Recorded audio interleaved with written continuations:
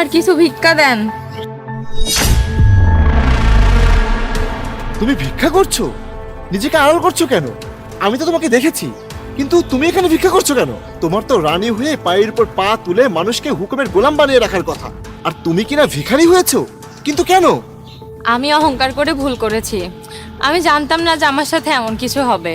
আমার অহংকার আমাকে জ্বালিয়ে পুড়িয়ে শেষ করে দিয়েছে। আর যাকে ভালোবেসে তোমার ঘর ছেড়েছিলাম সেও আমার সাথে প্রতারণা করেছে।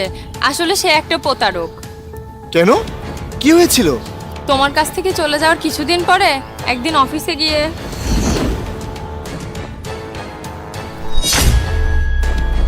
কি ব্যাপার, তুমি আমার চেয়ারে কেন?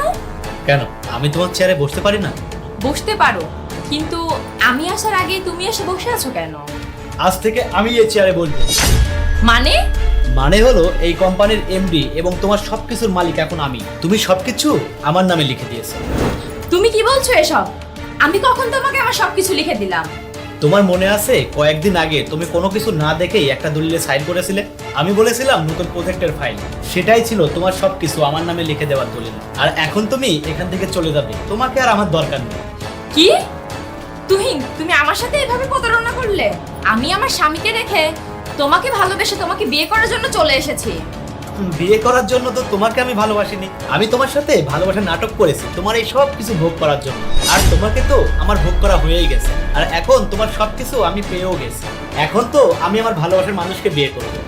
এসব তুমি কি বলছো? তুমি আমার সাথে প্রতারণা করছো।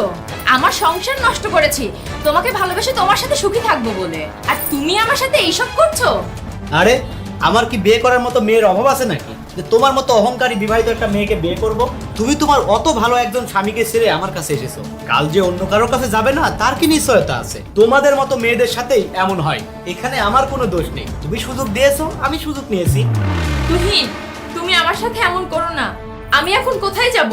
তোমার জন্য আমার স্বামীকে আমি ডিভোর্স দিয়েছি, এখন আমার কি হবে? যাও যাও এখান থেকে, পতিতাগিরি করো, সেটাই তোমার জন্য ভালো হবে। যেই মেয়ে নিজের স্বামীর হাত ছেড়ে অন্য পুরুষের হাত ধরে সে পতিতা ছাড়া আর কিছুই না। যাও এখান থেকে। আমার তো আর কোনো উপায় ছিল না তোমার কাছে ফিরে যাওয়ার। আর আমার নিজের বলতে এখন আর কিছুই নেই। অনেক জায়গায় কাজের জন্য গিয়েছি, সব জায়গায় আমাকে খারাপ বলে, তাই বাধ্য হয়ে এই দূরে এসে এখানে ভিক্ষে করে পেট চালাচ্ছে। আমাকে তুমি ক্ষমা করে দাও।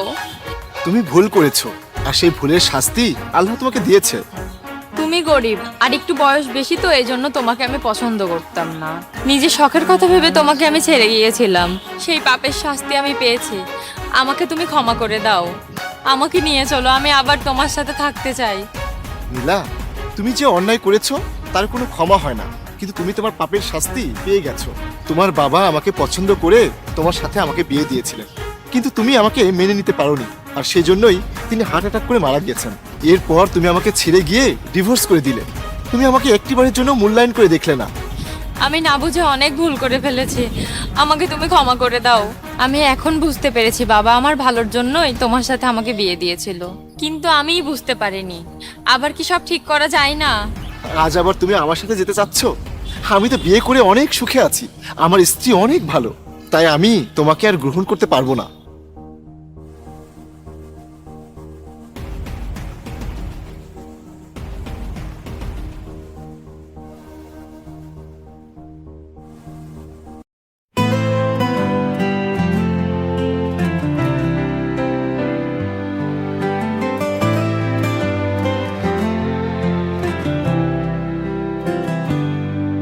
In a crowded room, I saw you stand. I reached out slowly for your hand. Stars above began to shine. Knew then you would be mine. Through the night we danced so close. Whispers soft like morning's prose. Heartbeats tangled in delight. Never felt a love so right.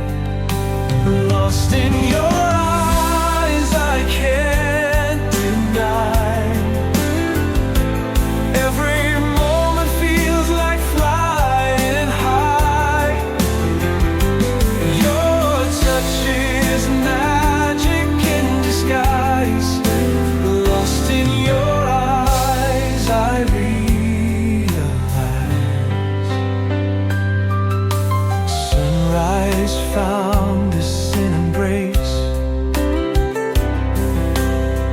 Time stood still, we found our place.